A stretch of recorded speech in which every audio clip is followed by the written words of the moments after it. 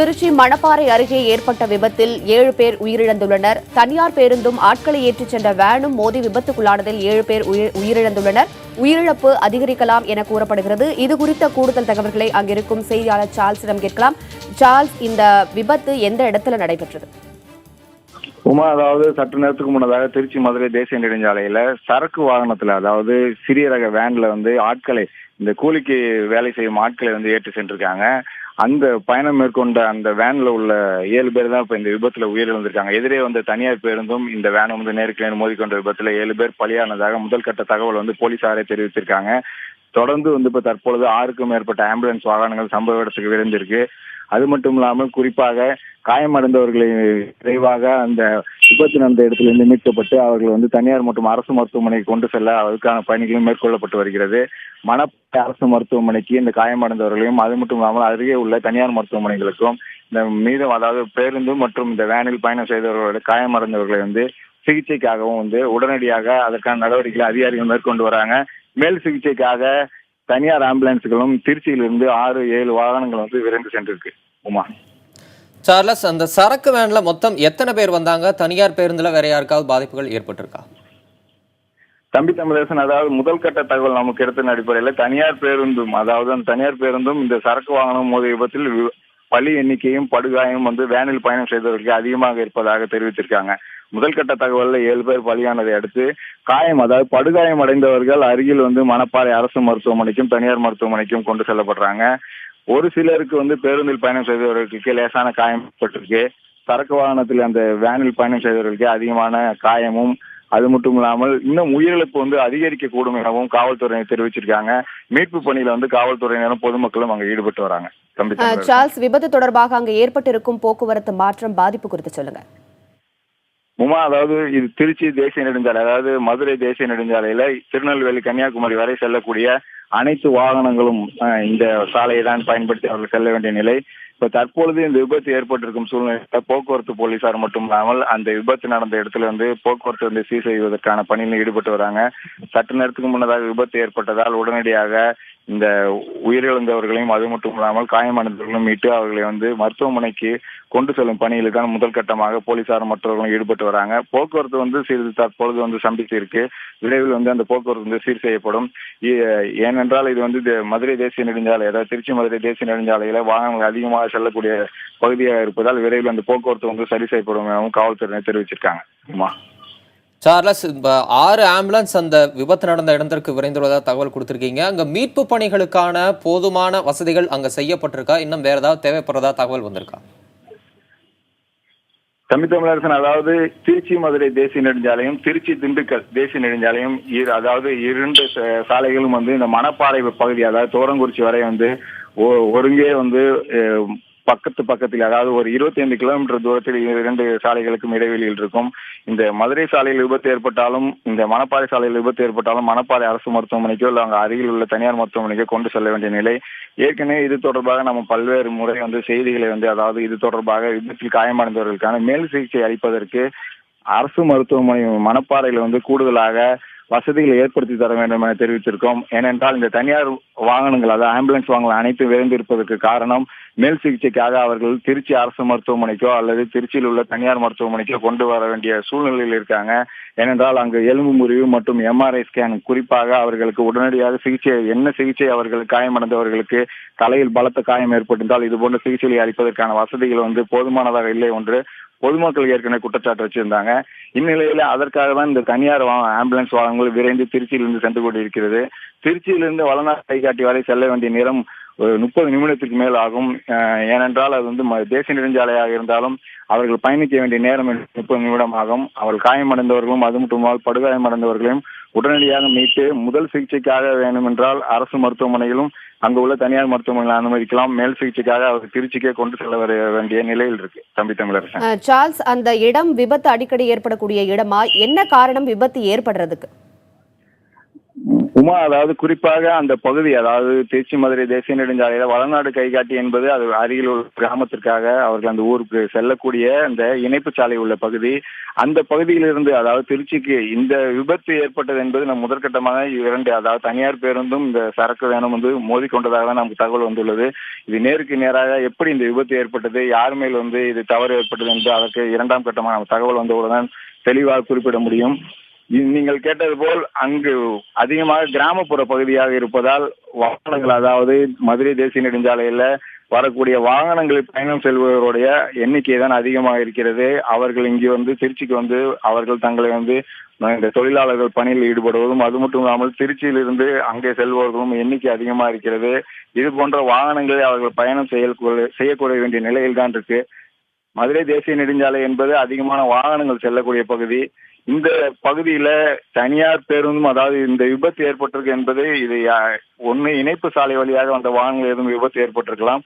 அந்த தகவல் தெளிவாக தெரிந்த பின் நம்ம வந்து அதனை நாம் அடுத்த கட்டமாக அந்த தகவல்களை பதிவு செய்யலாம். உமா சார்லஸ், இந்த விபத்துல 7 பேர் உயிரிழந்திருக்காங்க. இது ஒரு மோசமான விபத்து தான். திருச்சி வளநாடு கைகாட்டிக்கு இடையிலான அந்த பயண நேரம் இது 30 நிமிடங்களுக்கு மேல இருக்கும் அப்படின்னு நீங்க குறிப்பிட்டீங்க.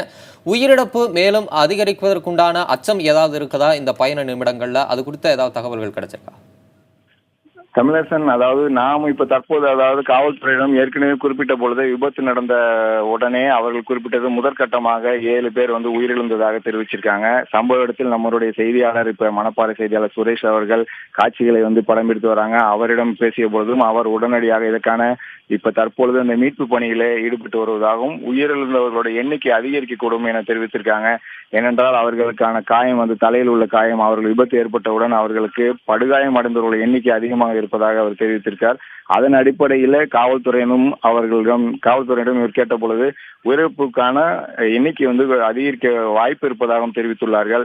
ஏனென்றால் உடனடியாக அவர்களுக்கு சிகிச்சை அளித்து அவர்களை வந்து காப்பாற்ற வேண்டிய சூழ்நிலையை இருக்கிறார்கள். அதற்கான பணியிலே ஈடுபட்டு வராங்க. தமிழர் சார்ல்ஸ், விபத்துல சிக்கியவர்களோட விவரம் ஏதாவது தெரிய வந்திருக்கா? முதற்கட்ட தகவல் என்ன சொல்கிறது?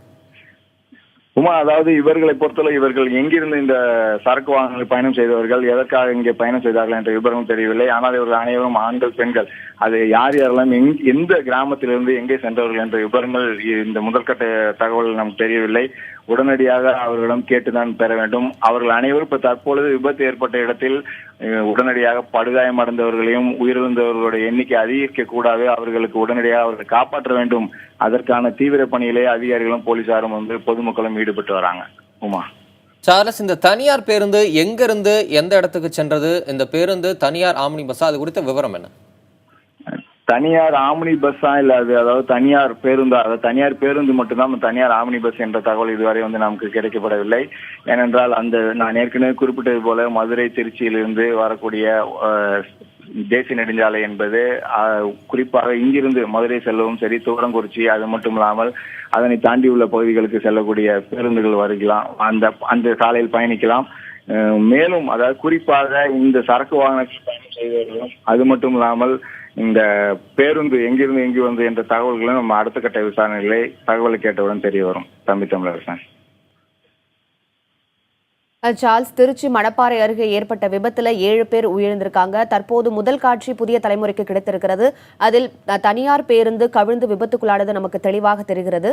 இது குறித்த மீண்டும் ஒருமுறை நீங்க சொல்லுங்க. உமா, அதாவது இன்று சற்று நேரத்துக்கு முன்னதாக திருச்சி மதுரை தேசிய நெடுஞ்சாலையில தனியார் பேருந்தும் சரக்கு வாகனம் வந்து அந்த வேனும் பயணம் செய்து கொண்டு நேருக்கு நேர் மோதி விபத்துல 7 பேர் வந்து உயிரிழந்ததாக முதல்கட்ட விசாரணை தெரிய வந்திருக்கு. காவல்துறை சம்பவ இடத்துல இருக்காங்க. அந்த காட்சிகளை தற்போது நேரடியாக பார்க்கிறோம். குறிப்பாக இந்த சாலையில வந்து பயணிக்கக்கூடிய வாகனங்களுடைய வேகம் என்பது அதிகரிக்கும். ஏனென்றால் தேசிய நெடுஞ்சாலை. இதனால் இந்த சரக்கு வாகனத்தில் வந்தவர்கள் இப்ப தற்பொழுது 7 பேர் உயிரிழந்ததாக தெரிவித்திருக்காங்க. மீதம் படுகாயமடைந்தவர்களை அருகில் உள்ள மணப்பாறை அரசு மருத்துவமனைக்கும் தனியார் மருத்துவமனைக்கும் கொண்டு செல்லும் பணியில் ஈடுபட்டு வராங்க. திருச்சியிலிருந்து அதிகமான ஆம்புலன்ஸ் வாகனங்கள், நான் ஏற்கனவே குறிப்பிட்டது போல 7 ஆம்புலன்ஸ் வாகனங்கள் சென்றுள்ளன. சம்பவ இடத்தில் தற்போது மீட்பு பணிகள் நடைபெற்று வருகிறது. சிறிது போக்குவரத்து வந்து பாதிப்பு ஏற்பட்டாலும் உடனடியாக இந்த விபத்தில் படுகாயம் அடைந்தவர்களையும் அதில் சிக்கியுள்ளவர்களையும் மீட்கும் பணிகளை அதிகாரிகளும் பொதுமக்களும் ஈடுபட்டு வராங்க. ஏற்கனவே இந்த பகுதியில், அதாவது விபத்து வளநாடு கைகாட்டி இந்த பகுதியில் இந்த பகுதி முழுவதும் கிராமப்புற பகுதி. அவர்கள் திருச்சிக்கு வருவதாக இருந்தாலும் மதுரைக்கு செல்வதாக இருந்தாலும் அவர்கள் இந்த பேருந்தை பயன்படுத்தாமல் அவர்கள் இந்த தனியார் சரக்கு வாகனங்களை பயன்படுத்துகிறார்கள். மற்ற நிகழ்ச்சிகளுக்கு, சுப துக்க நிகழ்ச்சிகளுக்கு செல்பவர்களும் அதிகமாக வேன்களை பயன்படுத்துவதற்கு கிராமப்புற பகுதி அங்குள்ளவர்கள் அதிகமாக ஒரு நிகழ்ச்சிக்கு செல்ல வேண்டிய நிலையில் அவர்கள் இது போன்ற பயணத்தை அவர்கள் மேற்கொள்கிறார்கள்.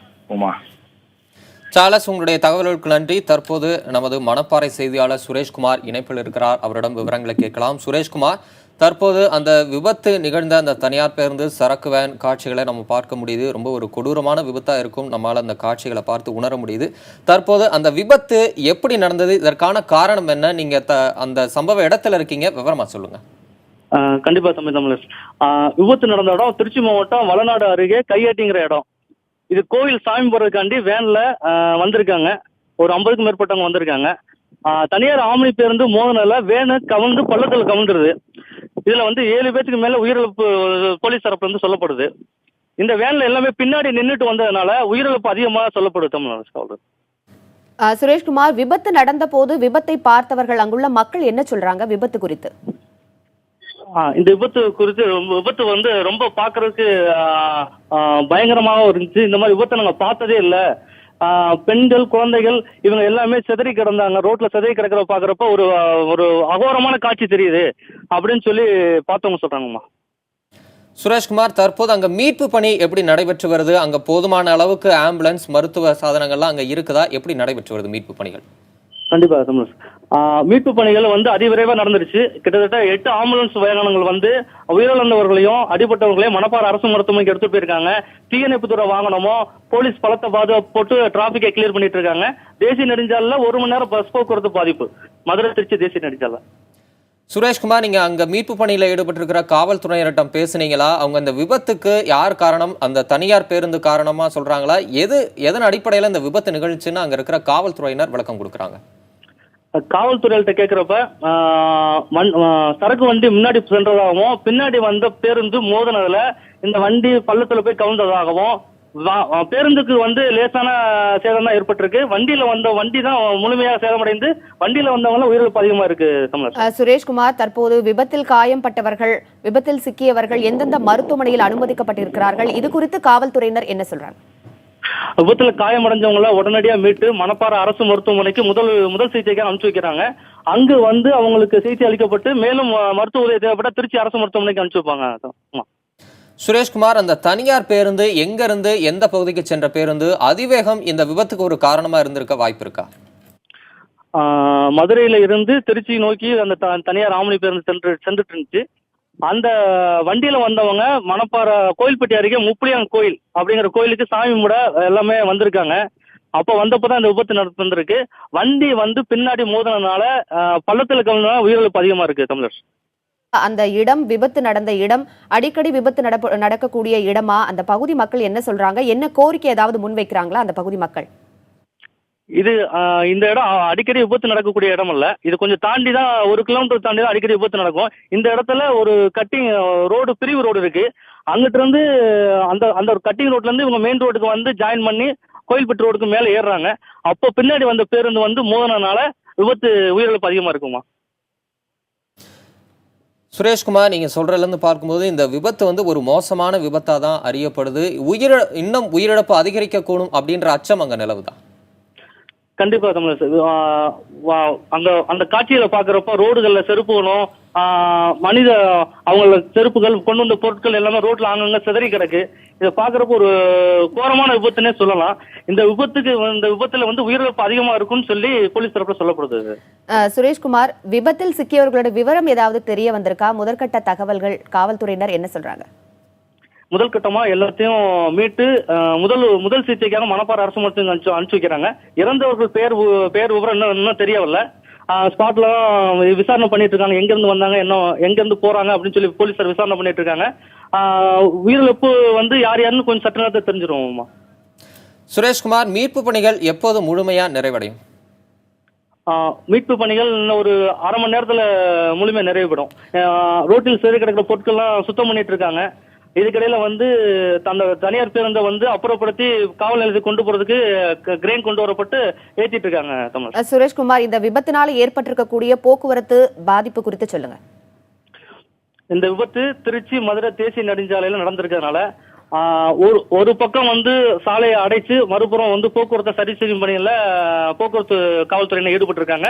அதே மாதிரி காவல்துறையினரும் போக்குவரத்தை மாற்றி இந்த விபத்து நடந்த சாலையை வந்து தற்காலிகமா அடைச்சு வச்சிருக்காங்க. ஆமா.